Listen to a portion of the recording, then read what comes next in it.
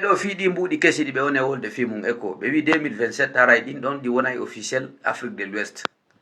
mi fala wolde fi majji do sedam do yiya buy polémique no wadde blogueur be buy no yalta wiya haray c'est bonne nouvelle lagine wobbe buy no yalta wada yeddondiral wobbe no na sinda eko wobbe no na sinda frangine mi wolnan do hunde wotre hande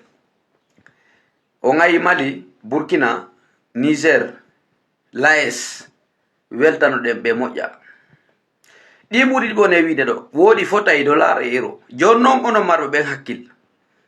dollar lan andi biyewol ɓurgol jannude golle dollar ko 100 dollar mi yaali 500 dollar mi yaali 1000 dollar mi yaali 5000 dollar hara ko biyewol gotol mi wi biyewol ɓurgol jannude ko lawa chiffre ɓurɗo jannude kam ɓuri dollar américain ko 100 mi andi naɓi ley dow mum mi yaali manda son fami euro mi ɓuri tanƴinade ko 500 euro mi ɓuri tanƴinade hatti e mbuɗi euro ɗi jonno marɗo hakkil ko honno euro e dollar e eco wonirta même chose en fuɗɗike hiide won mi andal dey sino wodoy ma ara ko rumeur kono en hi image majji o fuɗɗike wadde circulé 5000 no wodi eco 10000 no wodi eco ko honno noon 10000 montant wawirta fotirde e 500 biyewol e 100 biyewol c'est un peu flou ça y France et Ouattara c'est-à-dire Macron et Ouattara wadi débat fi mum officiel gol confirgul mammo wonde mat 2027 aray ko duma ça y France jabi wona simple hay inde den d'abord ça signifie quoi be déstabiliser c'est-à-dire de ngandi CEDEAO est égal à France comme manipulation mimi da lagine dey mi da kuude lagine den kono si mi landama lagine luttugol le farangine no moƴƴi edi e natugol e o eco parce que eco est égal à France CFA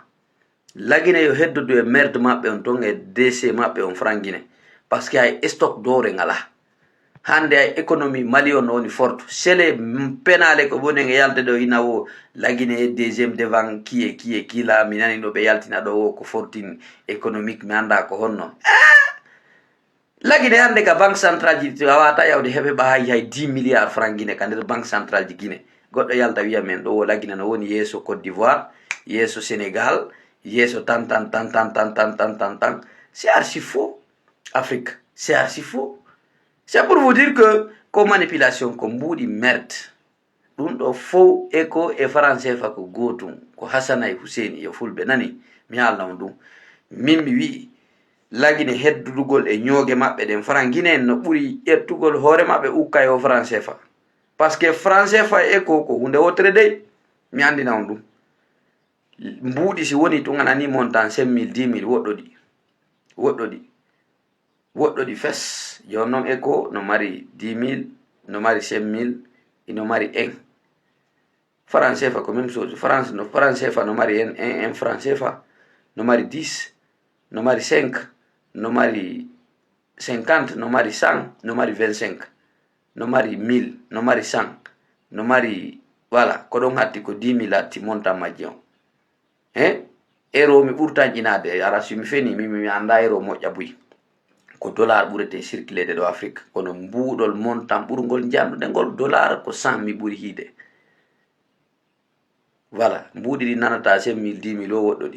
woɗɗodi fes lagine heddode e ñooge mon den salte mon on heddodo ɗon e farangine forum voilà